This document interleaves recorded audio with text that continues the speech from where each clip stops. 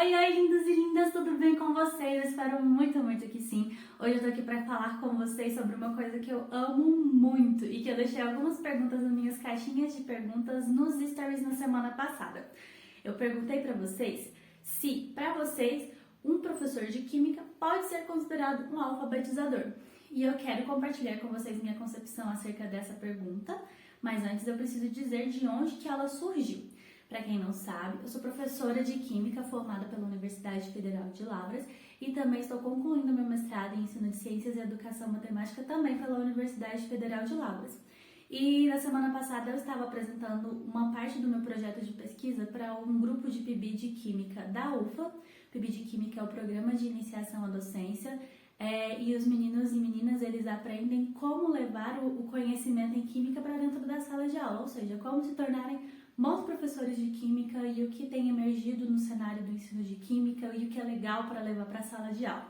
E aí eu fui lá compartilhar minha pesquisa com eles. E no meio das apresentações surgiu esse questionamento. O professor de Química, então, para você é um alfabetizador, Stephanie? Aí, o que aconteceu? A gente foi conversando sobre isso e eu contei para eles que essa ideia do professor de Química como alfabetizador me surgiu, não está escrito especificamente isso no livro, mas me surgiu ao ler esse livro aqui, que foi a minha terceira leitura desse ano, até postei aí algum tempo atrás quando eu terminei de ler. E é um livro da professora Ana Luísa Quadros, na verdade ela é a organizadora do livro, né? E no livro ela apresenta 6 pesquisas que estão relacionadas com esse tema aqui. Representações multimodais no ensino de ciências, compartilhando experiência. Essas experiências são experiências de, eu contei 11, se eu não estou enganada, 11 pesquisadores que escreveram esses trabalhos, todos relacionados às representações multimodais. E a gente lê esse nome, né, multimodais, e acha que é uma coisa muito complexa, e aí você fica se perguntando, nossa, Stephanie, o que é o multimodalismo e como ele se aplica à educação?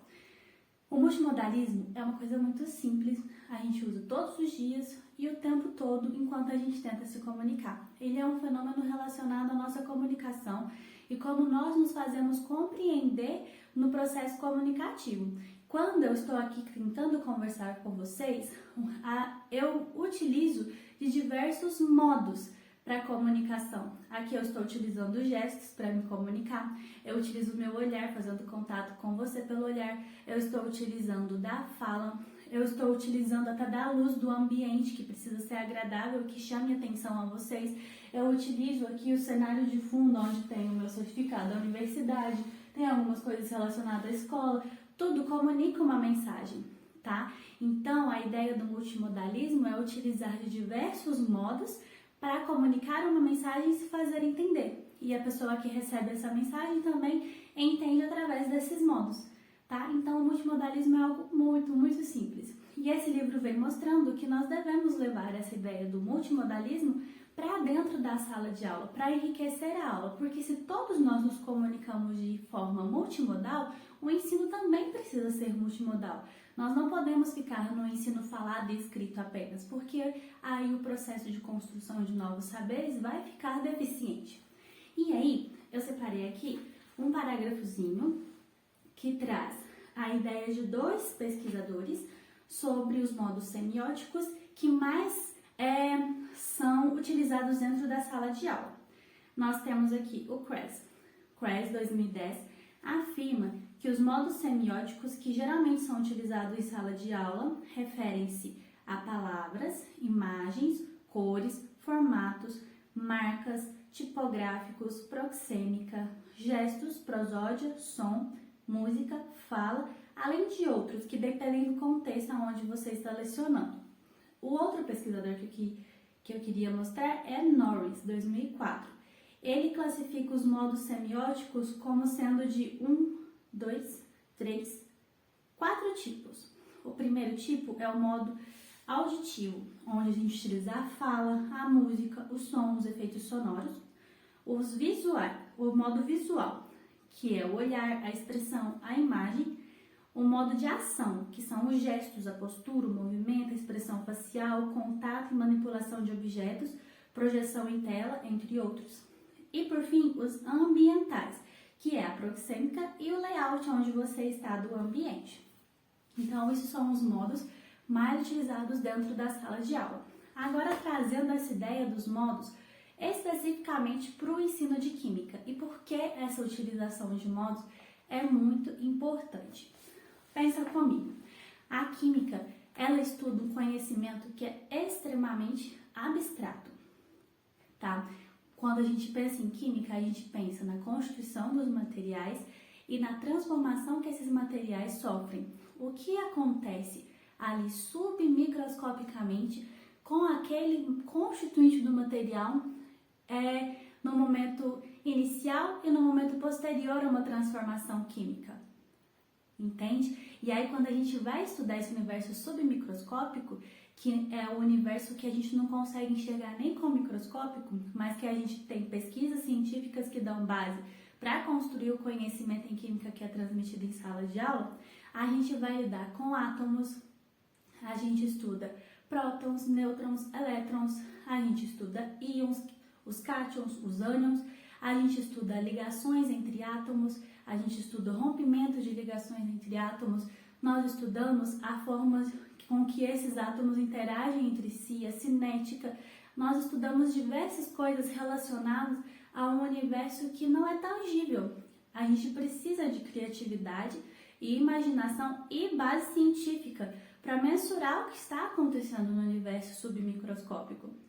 Mas ao mesmo tempo que a gente estuda um universo submicroscópico invisível, esse universo submicroscópico invisível ocasiona coisas no nosso universo macroscópico visível.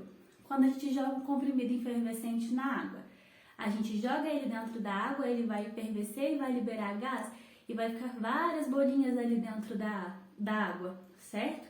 Ali a gente tem uma manifestação visível de algo que aconteceu submicroscopicamente. Então, só de estudar esse fenômeno, nós já estamos utilizando do multimodalismo, tá? Porque a gente está utilizando dos modos visuais ao ver o fenômeno macroscópico e a gente também vai ter que utilizar de outros tipos de modos para poder representar o que acontece ali no submicro.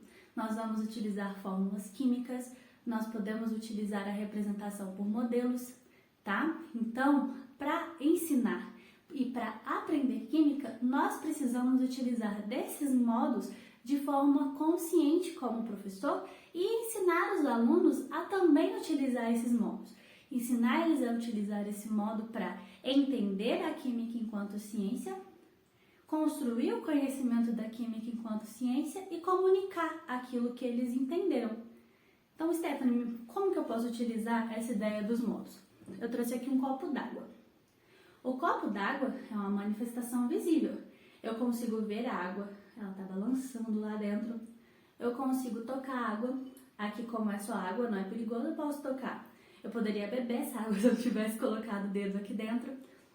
Eu consigo cheirar e ver se ela... E ver não, né? Ver o cheiro é difícil. Mas perceber se ela tem algum cheiro ou não, tá? Eu consigo medir qual que é a temperatura de ebulição dessa água quando ela começa a ferver.